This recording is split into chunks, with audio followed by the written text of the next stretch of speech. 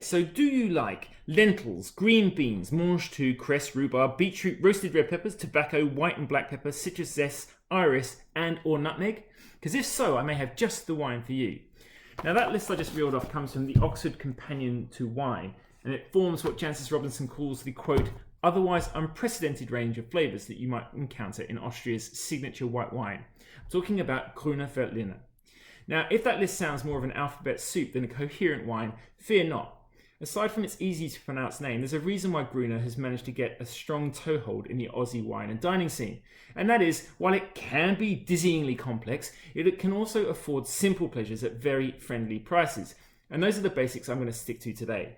The idea is to get comfortable with the landscape of language of this variety.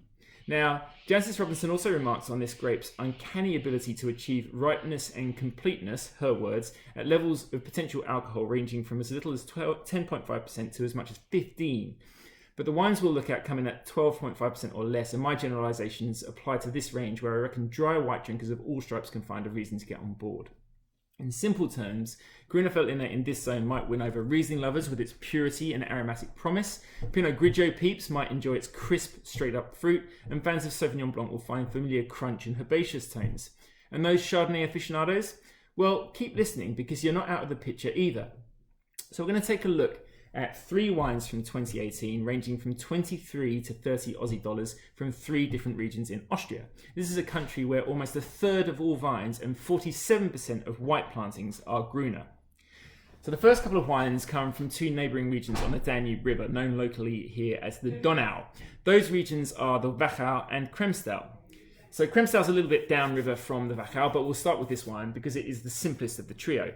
It comes from Weingut Stadt Krems, a winery owned by the city of Krems, with a winemaking history going back 570 years. The team is run by Fritz Miesbauer and his sidekick Franz Josef Gansberger, Goose to his friends, and more on him later. So this wine costs $23 and it's called Lösterrassen, Terraces of Löss. Löss basically is a wind-blown silty sediment, a soil believed to yield Grüner with expressive aromas and an aptly loose, creamy kind of feel.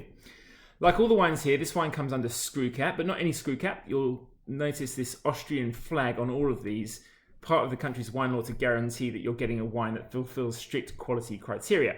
And a little bit harder to see is this Sustainable Austria logo. Now that's a new certification earned by estates whose viticultural, winemaking and business practices are up to snuff. So this wine itself, well, the 2018 smells of ripe orchards, fruits, pears, golden delicious apple, yellow plum and pastry dough. It's definitely on the light side of medium bodied, but dripping with juicy fruit and gently mouth-watering. Its Grünerness, if you can call it that, comes through in a zingy finish, calling to mind mineral water, cucumber and a dash of spice. Now the second one we'll look at is probably Australia's most famous imported Grüner. It comes from Domäne Wachau. Now Fritz Miesbauer of Stadt Krems previously led the team here and placed it on a really solid footing, but over the past 15 years it's been taken to an absolutely brilliant level by the dynamic duo of Roman Horvath MW and his cellar master, or Kellermeister, Heinz Frischengruber. Seriously, that's his name. Now, these guys are also certified Sustainable Austria, which is particularly impressive as this is no small concern. Domäne Wachau is in fact a cooperative with some 250 family vintners working about 2,000 small parcels throughout the valley. Now, many of those are in Europe's most famous vineyards such as Achleiten and Kellerberg. So here we have that word again. It's a bit faint to hear, Terrassen, signifying the terrace slopes above the Danube. Early in the week, I actually posted some excellent footage of these vineyards on our Instagram feed, so please do go check those out. Another term you'll notice here is Spiel. Now this is a word you'll only see on the Wachau wines. It denotes a medium-bodied wine with alcohol between 11.5% and 12.5%. And this wine comes in around $30 in your local wine shop. So with this 2018, we're in firmly medium-bodied territory with a nice creamy weight to the wine which has notes of pears, lemons, apricots and snow pea. People often talk about Grüner's Peppery Bite, and that's more evident in this wine. There's a raw radish-like sizzle and a twist of grapefruit through the finish, also very typical. And I mentioned the Chardonnay lovers shouldn't switch off, and the creamy citrus drive here certainly bears some resemblance. So we'll move on to the third wine here from a different grower and different region. So just get your bearings. We're only going to travel about a 40-minute drive east of the city of Krems to visit Groiss. So this is effectively a one-woman show run by Ingrid Groiss. She's a modest young grower with quiet confidence and an exceptionally deft touch. We came across Ingrid because she just happens to be the girlfriend of Goose of Stadt Krems fame. So you see how it all Anyway, now we're going to go to the Weinviertel. Okay, this is a name meaning wine quarter, and this is the large fertile Danube plain which has some 14,000 hectares under vine, producing most of Austria's everyday wine. But there are also some absolute gems here, of which Ingrid is certainly one.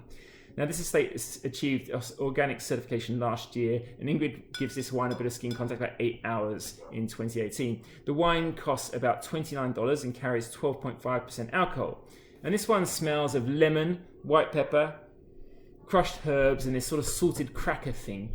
There's a tickle of spritz here as well, which isn't uncommon, and it's slender, super refreshing on the palate with crunchy apple, grapefruit pith, white pepper, and quinine. The word tonic seems really apt. This is just the thing to slake the thirst in a light and appetizing fashion. Now, as is always the case, the way to get into any of these wines is to taste, not to watch, so I really hope the ready availability and reasonable prices of these examples tempts you to track them down. And of course, several Aussie and Kiwi producers are also getting in on the Grüner act too, most notably with a push from some really accomplished growers in Adelaide Hills. From CellarHand, our Tassie growers Stefano Lubiana and Stony Rise make a varietal Grüner, as does New Zealand biodynamic estate Huya. So if you'd like to know more about these or any of our wines, please visit our website, that's cellarhand.com.au, or do feel free to contact us via direct message, that's at cellarhandwine, or to me at Van Merrison. But in the meantime, please stay safe, drink responsibly, drink discerningly, and thank you so much once more for listening.